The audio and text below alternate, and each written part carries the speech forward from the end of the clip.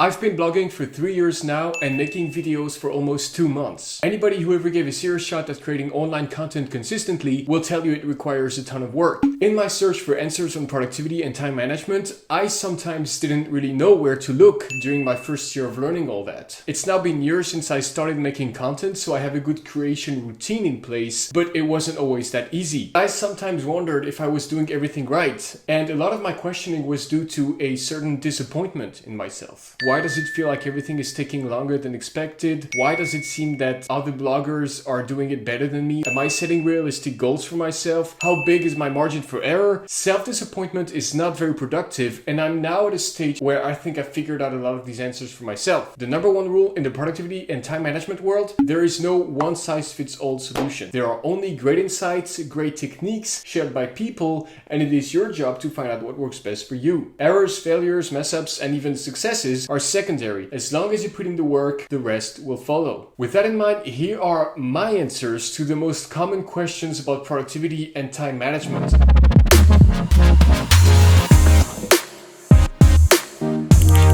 I have built those answers along the way from over 75 interviews I conducted with content creators on medium.com. I also built those answers from my experience and everything I had to figure out myself for the past 10 years. So this is basically the video I wish I had stumbled upon when I started out 3 years ago, and I truly hope that it helps you move forward. So let's get started. Do I need to wake up at 6 in the morning every day in order to get things done? Absolutely not. Many people who get a lot done in the day like to start working straight in the morning because that's when there are the least distractions and people asking things from you. Very few people will text you or email you or call you at 6 in the morning. Another reason people like to get things done in the morning is because they like to tackle the hardest part of their day first. Once it's done, they can move on knowing that whatever gets in their way later in the day, it's fine because at least they've worked on their most important task, or MIT, a concept from the book Eat That Frog from Brian Tracy. That being said, it doesn't mean you have to start waking up early, especially if you're still learning how you perform best. It all comes down to finding your own peak time. When are you the most alert, productive, and willing to do the work? If it's not in the morning, if you're more of a night owl kind of person, that's completely fine. You're still more likely to get distracted at night because at nighttime a lot of people are on their phones a lot. So you might get a text or email or something that's gonna get you out of your flow, a notification. And I think it's harder to stay in flow at night than in the morning. But again, it's just me. Do whatever works for you. Do I need a time management / to-do app? Most likely you do. If you want to start getting things done, you will need a structure around it. You will need a system. And nowadays, systems are usually digital. And if you think you can do without a system, you can try. But I mean, before I had a system in place, I was all over the place. And the biggest consequence of that was very simple. I was making very little progress at best, zero at worst. I would start 3 projects at the same time, move from one to the other without actually finishing anything. But once I finally set up a system for myself, I started keeping track of things, setting deadlines for myself, and getting more done overall. I found that if you simply put things in a calendar to start with, the chances of me working on a task are 1000% higher. It will take time to find your system. It's completely fine again to experiment with a lot of different tools in the beginning. I ended up choosing TickTick, which I highly recommend, but you choose whatever you want. Is it okay if I miss a self-imposed deadline? Yes, 100%. Self-imposed deadlines are usually a big thing because when you start off, you're setting goals for yourself and you want to get up to speed and crush all your targets, but you're already doing an extra effort by working on this big project of yours on the side of your 9-to-5 job or full-time. So regardless, it's totally fine if you miss a deadline once in a while. If you increase the work, you increase the likeliness of falling behind, and that's okay. I used to beat myself up for falling behind on some of the stuff I told myself I'd finish earlier, but the truth is, as long as you know you're doing the work, you'll be fine. In the beginning, I was really hard on myself, but now I'm just like, you know what? I'm showing up every day, and that's the only thing that matters. So just be honest with yourself. Acknowledge whether you're doing enough work or not, and do the work, sometimes late, that's fine. The rest will follow. We're humans, not robots. I work, but I'm not sure where my time is actually going. Help me? So when you work a lot, it can sometimes feel like the days and the weeks go by at an incredible speed with you losing control of time. Or you may feel like you work a lot, but you realize that a month has gone by and the results are barely there. So you might find yourself wondering sometimes, what was all this working time for? What was it actually spent on? And did I even work that much? Keeping track of my time was something I didn't really feel was necessary when I started working on my blog. I didn't work that much on it, and I told myself this was to be expected because it was something on the side. I still had my 9-to-5 job. But then I read Laura Vanderkam's book 168 Hours, and I talk a lot about this book in my videos, and something clicked. I created a custom tool for myself based on that 168 hour technique, and that tool was created to get a better overview of how much time I actually spend doing things per week and not per day. And this was a major game changer, and this is the whole premise of the book. When you start looking at your time on a 168 hour timeline, 1 week, instead of a 24 hour timeline, 1 day, your time perspective will completely change. You'll get a better overview of where your time is actually going, and most of all, you'll probably realize you have a ton of free time available, because 168 hours is a lot of time. So you most definitely, 99% of cases, have some free time lying around somewhere. It might just be in a blind spot for you. The technique from Laura Vanderkam will help you spot those time pockets, make the best of them, and there's probably a video on that coming up soon. I have zero free time. How do I fix that? Well, again, going back to the 168 hour method, it's very unlikely that you actually have no time. Usually it all comes down to prioritization. I don't have time is one of the most overused and overrated statements out there. I don't prioritize X, Y, or Z. It's a more accurate statement. What I recommend is try the 168 hour approach and start by logging your time weekly for 1 or 2 weeks. Once you've done that, look at each activity you spend time on one by one. And once in a while, you'll run into an activity that can either, number one, take less time or a lot less time, or number two, be completely removed from your schedule. Here are common activities that can be optimized to help you spend less time on them, and as a result, gain time over your 168 hour week. Groceries, for instance, you can do them online. Cooking, you can meal prep your week. Sleeping in on the weekends is overrated. It's actually healthier to have a sleep routine that changes as little as possible. So if you wake up at the same time during the weekends as you do during the week, you will save a few hours. Commuting. You can look into more efficient ways of commuting, things like electric scooter, biking. Time spent at job. You can negotiate working remotely at your job if you have a normal office job. You will find you can also work from home and be more in control of your schedule there. And now here are common activities you can easily spend 90% less time on or completely remove from your schedule.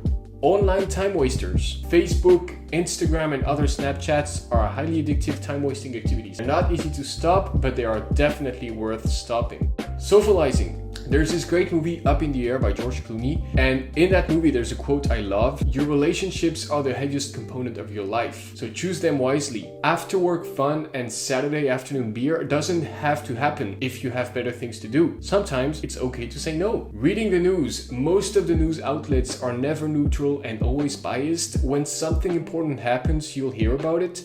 And if you're actually interested in learning more about the world we live in, there are other and often better options, mainly through books. And the same goes for TV, except it comes with even more unnecessary noise, filters, biases, and a ton of useless content. So that was some ideas to help you get some free time in your schedule. Hope it helped.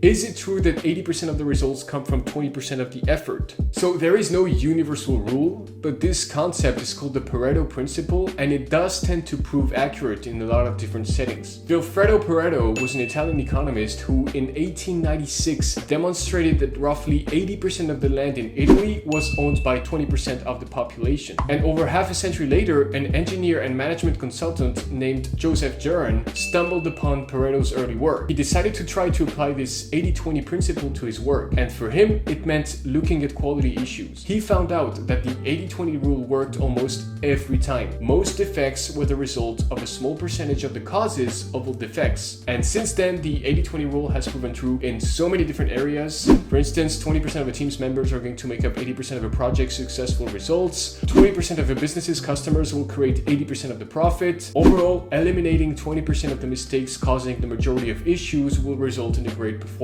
boost. This principle has become hugely popular, especially in the productivity time management world. It's usually not about the trivial 80%, but about the vital 20%. I've also noticed myself the 80-20 rule is true for my blog and for my business. 20% of my articles make up 80% of my revenue. Same with my digital products, only a few bring the majority of the income, no matter how much time I spend on developing each product. So yes, the 80-20 rule is usually true, and that's a good thing. You should embrace it. How long ahead should I plan for things?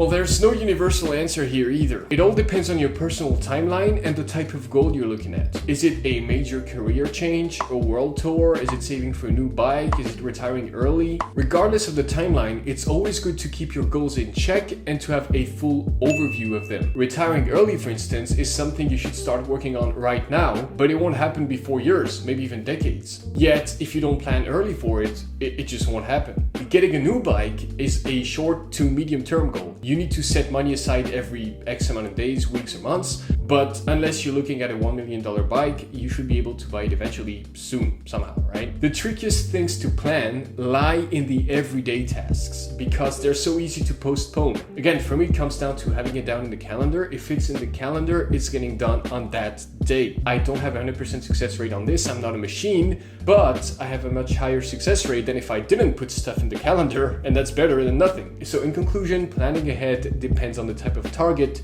you're looking at. I use to-do lists, but they're all over the place. What am I doing wrong? Nothing.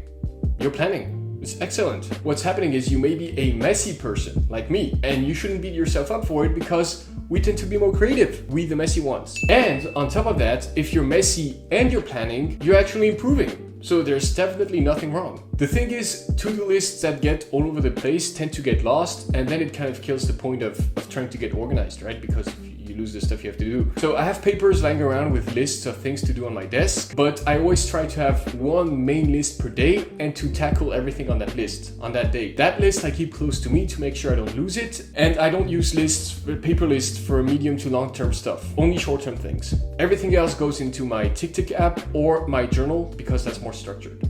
Is it true that some people work 70 hours per week? It's not true in 90% of the cases, maybe even 99% of the cases. People say they work hard, everybody thinks they work harder than the next guy, and it leads to this big work harder cult where if you're not overworked, you're doing something wrong. The truth is, people are stressed, people are tired, and they wish their life was more organized, but they're not working as much as they think. It's just a very common bias. In fact, the American Time Use Survey is an organization that measures the amount of time people spend doing various activities, including paid work. And in 2019, for instance, full-time employed people worked on average 6 hours per day. That's 30 hours per week, you guys, not even half of 70. And this is not to say that people don't spend 8 hours per day in the office or 40 hours per week. It just shows that even when you're in the office, you don't actually spend all your time there working because, you go to the coffee machine, you have a pee break, lunch break, you chat with your colleagues. So the whole workday is almost never all just work. The general rule is that everybody works more than they think they actually do. So don't feel bad about how much you're working as long as, again, you're showing up and working on your project, on your dreams. How does Elon Musk only sleep 4 hours per night? So first of all, this hasn't been verified. It only sounds good in a headline. Second, there's no actual way of verifying this because no news outlet can send a journalist in Elon's bedroom to log his sleep time every night. And thirdly, the people who can run on 4 hours of sleep per night do exist. They're called short sleepers, and science still can't really figure out how they do it, but they're very rare. Margaret Thatcher, for instance, she famously ran on 4 hours of sleep per night. Current France's president, Emmanuel Macron, is known to be a short sleeper as well. A team at the University of California analyzed the genes of 12 members of a family that run completely fine on 4.5 hours of sleep each night. And they found a mutation in a gene that could explain part of the mystery. But again, we are missing pieces of the puzzle. Short sleepers only make up around 1% of the population. And unless you're part of the lucky bunch, sleeping less than the recommended 7 to 9 hours per night can have serious consequences for your health. So make sure you sleep well and long enough.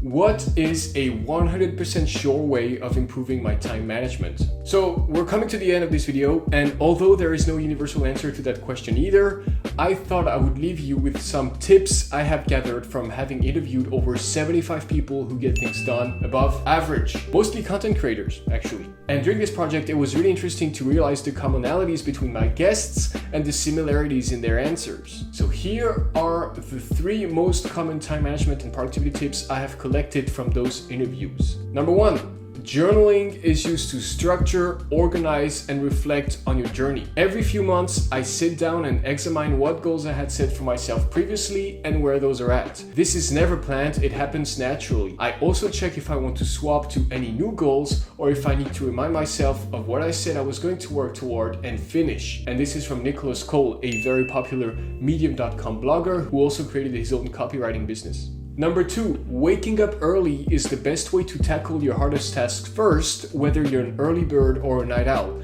And once that's done, anything can come your way during the day. I prefer to write first thing in the morning. That's why I make decisions about the next morning in the evening. It saves me from thinking about priorities when I wake up. If I don't write before midday, I probably won't write at all. So I write before noon. I make the most of my energy. And that's from Thomas Opong, another very popular Medium.com author and a blogger who also has his own writing business. Third and last tip, time blocking enables you to focus on only one thing and remove external distractions. Don't allow yourself to do anything else but this one thing for a certain amount of time. What matters is that you create a solid block of time that you commit to and ruthlessly eliminate distractions from the task at hand. And that's it. I hope you enjoyed those insights. Let me know what you think of my answers in the comment section down below. Please remember to subscribe to the channel and like this video if you enjoyed it. If you want to get access to all the 75 interviews I ever conducted, you can go here and you can get a special discount code because you watched this video, and it means a lot to me. Thank you. Thanks a lot for watching. See you next week. Enjoy the journey you're on.